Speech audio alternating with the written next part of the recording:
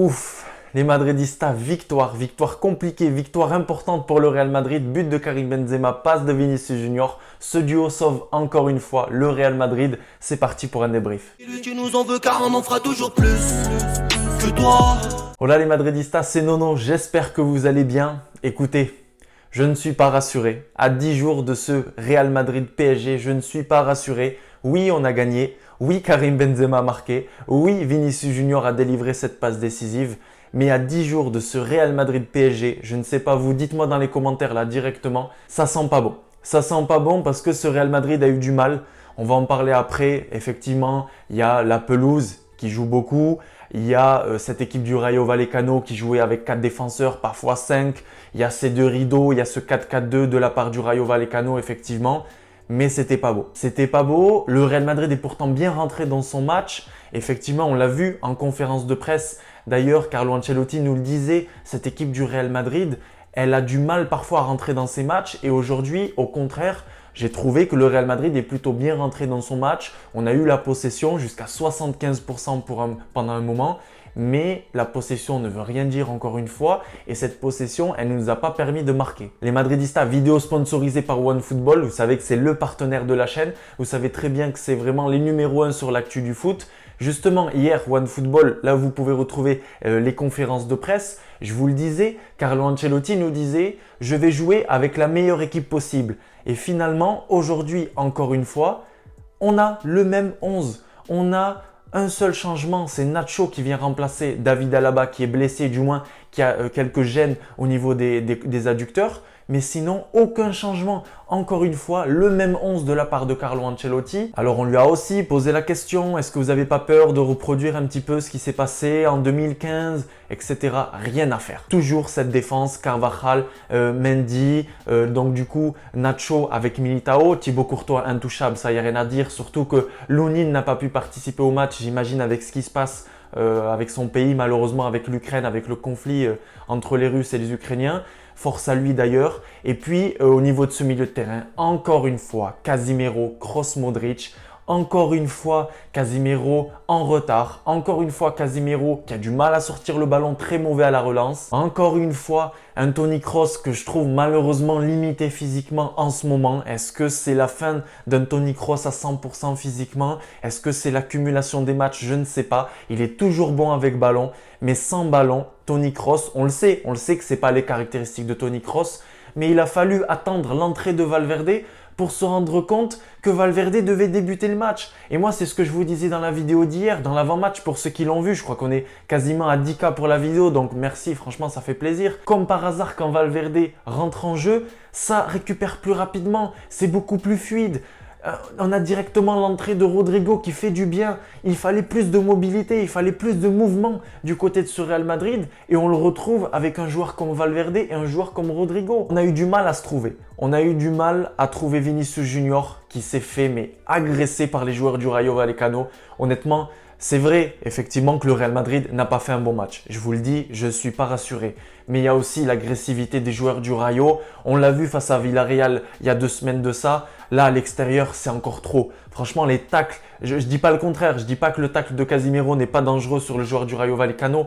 Mais c'était trop aujourd'hui. Le carton jaune sur Karim Benzema, à retenir les maillots, à retenir dans le dos, à pousser. C'est trop de violence dans cette Liga. Trop de violence à l'extérieur. Trop de violence face à des équipes de deuxième partie de tableau. Ça commence à être trop. On ne peut même pas construire quelque chose. Déjà qu'on a du mal lorsqu'on veut continuer à progresser, lorsqu'on veut peut-être tenter une contre-attaque, c'est directement des grosses poussettes. C'est comme ça, ça fait partie en fait des caractéristiques de ce match-là, de ce type de match-là. On le sait, on a galéré contre Cadiz à la maison, j'y étais, contre Osasuna. Il va falloir s'attendre à un match compliqué à Osasuna aussi à l'extérieur. Je suis pas rassuré, la victoire elle est là, elle fait plaisir, on est encore plus leader avec 3 points. Demain, comme je vous l'ai dit, il y a Séville qui peut potentiellement perdre des points face au Betis Séville.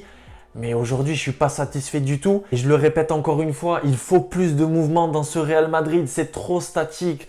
c'est de la possession pour rien. La possession, c'est fini le jeu en possession. C'est du jeu direct. Il faut essayer d'autres choses. Regardez quand ils ont combiné face à Alaves, ça a fait but. Aujourd'hui, Karim Benzema, il vient encore une fois prendre ce ballon-là. Il est au début de l'action. Boum, Rodrigo, Benzema, Vinicius, Benzema, ça finit au fond des filets.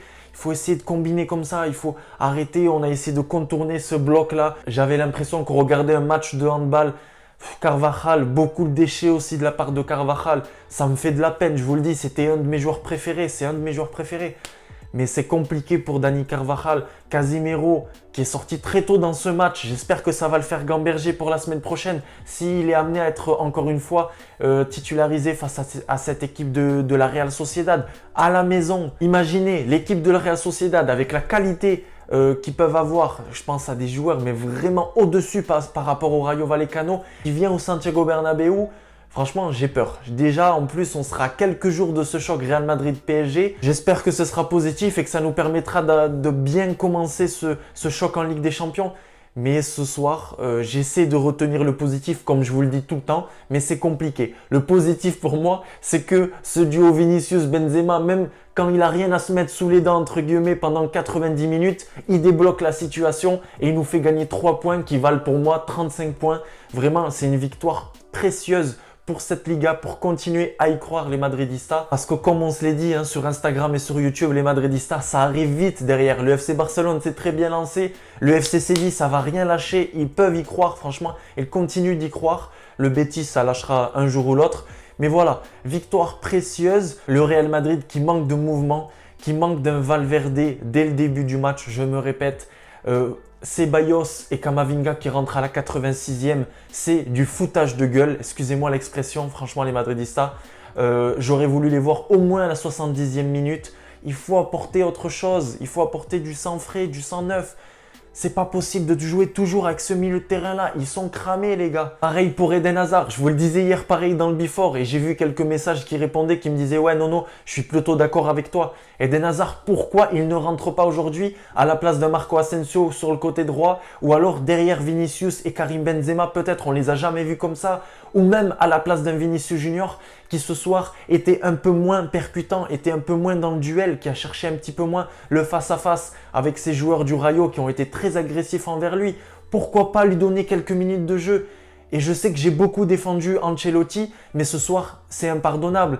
On ne peut pas rester comme ça, attendre jusqu'à la 85e, 86e sans rien. Il faut qu'il se passe quelque chose, il faut tenter. Et je ne suis pas le seul. Dans les commentaires, vous êtes des dizaines et des dizaines à le dire. Il faut qu'il fasse les changements plus tôt. Je ne comprends pas, comme je vous ai dit dans le Before. Franchement, là, je suis un petit peu remonté. Mais Valverde, il y a un mec amateur qui a repris les images du match face à l'Aves, qui les a postées sur YouTube. Il fait des millions de vues. Il nous prouve que Valverde, c'est le joueur qu'il faut mettre au milieu de terrain. Et nous, on attend vraiment la 60e, la 65e pour le faire rentrer. Valverde, ça doit être titulaire.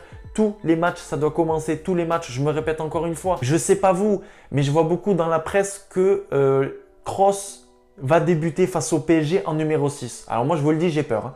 Parce que Kroos sans ballon, ça fait très peur. Kroos avec ballon, ok.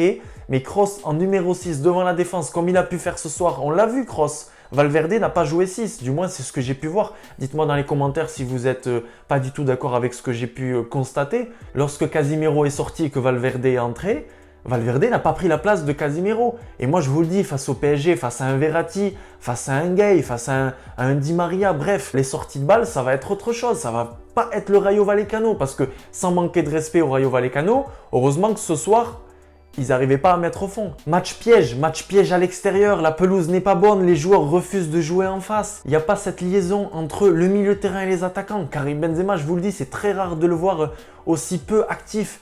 Vinicius Junior qui n'y arrive pas, Asensio trop statique encore une fois, mais qui a failli marquer avec son pied gauche. Voilà, ça manque de mouvement, ça manque de vitesse, ça manque de fraîcheur. Et cette fraîcheur, avec un Eden Hazard, avec un Ceballos, avec un Camavinga, avec un Valverde, je parle pas des Isco, je parle pas des Marcelo, je parle pas des Gareth Bale, tout ça pour moi, on ne doit plus compter dessus.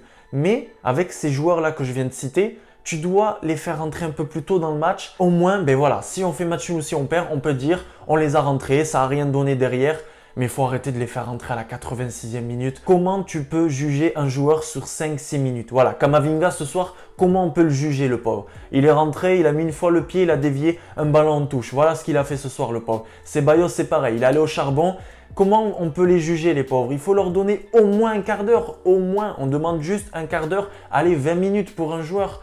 Et ça franchement je peux comprendre votre frustration et moi-même le premier je suis très frustré ce soir. C'est vrai que parfois vous me voyez, ouais il faut retenir le positif ce soir, nanani, les blocs et tout. Non, ce soir je suis vraiment remonté parce qu'encore une fois il n'y a pas les changements assez tôt, parce qu'encore une fois il n'y a pas Valverde, parce qu'encore une fois il y a le même 11. Pourquoi Rodrigo n'a pas débuté ce match sur le côté droit? Moi je trouve que effectivement, et je sais qu'il y en a plusieurs qui se moquent, mais je trouve que c'est un joueur plutôt juste dans le sens où il est un peu plus efficace que certains. Et oui, il n'a pas le face-à-face de Vinicius Junior. Oui, il n'a peut-être pas la technique de Vinicius Junior, mais il rentre face à Alaves, il obtient ce penalty. Aujourd'hui, il déclenche cette action qui finit sur un but avec Karim Benzema. Donc voilà, tente Rodrigo, tente Eden Hazard, tente Ceballos et tente Camavinga. Et on verra et on pourra juger et on pourra dire si ces joueurs sont aptes à jouer ou pas. Les Madridistas, c'était le débrief de ce Rayo Vallecano Real Madrid. Je vous le dis, je ne suis pas du tout rassuré. J'espère que ça ira mieux la semaine prochaine face à la Real Sociedad. Et j'espère qu'on verra des changements dans le 11. Parce que maintenant, il a une excuse. Il peut nous dire, Carlo Ancelotti, toute la semaine, on s'est reposé. Toute la semaine, on s'est bien entraîné. Les joueurs sont frais vu qu'il n'y a plus de match de Ligue des Champions, il n'y a pas de match de Copa, il n'y a rien du tout. Et bien voilà, je peux mettre mon 11 tous les week-ends, la même chose. Donc on va voir si la semaine prochaine, à quelques jours du choc face au PSG, il va faire quelques changements. Est-ce que Valverde va commencer directement? Est-ce que Ceballos va peut-être remplacer un Toni Kroos ou un Modric? Moi, je vois bien un Ceballos remplacer Modric la semaine prochaine. Enfin bref, à la Madridina Damas, c'était pas fou, encore une fois. 2022, franchement, pour le moment, c'est pas notre année. J'espère qu'ils me feront mentir. J'espère qu'on ira chercher cette remontada face au PSG. Mais pour le moment, je vous le dis, je suis pas serein. Je suis pas serein et j'attends avec impatience les matchs de demain. FC Séville, Real Betis et puis FC Barcelona, Bilbao. Nous, on va se retrouver dans la semaine pour une petite vidéo, les Madridistas, parce que on rejoue dès la semaine prochaine. Il va falloir attendre vendredi pour le Before et on s'ennuie. Les semaines sont longues sans le Real Madrid. Ce soir, encore une fois en 2022, c'était pas le Real Madrid, mais la victoire est là. On est quand même leader et comme je vous le dis, si on peut retenir le positif, c'est que Karim Benzema a marqué, c'est que notre duo a encore brillé sur une action et c'est que le Real Madrid est bien leader de cette Liga. Je vous souhaite une bonne nuit. N'oublie pas de liker la vidéo, n'oublie pas d'activer la cloche des notifications pour recevoir une petite alerte lorsque je sors une vidéo. Et puis n'hésite pas à t'abonner si ce contenu te plaît. À la Madrid, on reste concentré. À la Madridina Damas. Ciao.